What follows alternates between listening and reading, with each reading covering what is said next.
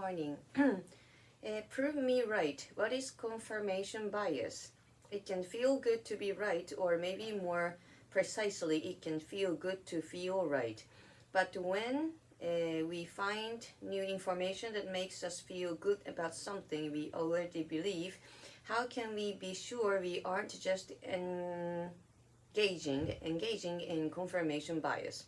Confirmation bias is our tendency to seek out information that confirms our existing beliefs. It also describes how we try to find ways to look at unclear information in ways that support rather than challenge those beliefs, or simply ignore information that contradicts them. This is especially true for information about things that feel very important to us. People usually don't engage in confirmation bias on purpose, but research has found that it is real and it affects our judgment. For example, if you heard that a politician you support was caught in a scandal, you might be more likely to believe explanation that makes them look less guilty. Meanwhile, people who dislike that politician would probably be more likely to believe stories that make them look worse. So what can we do to avoid confirmation bias? One thing we can do is try to look for strong evidence that actually contradicts our beliefs. This can help us check if we only believe certain things because we never seriously considered other possibilities.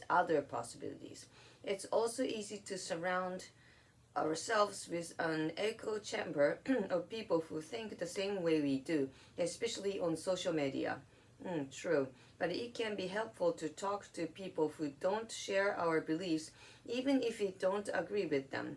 We might learn why someone thinks the way they do, which can help us understand that there may be other ways to see the same issue.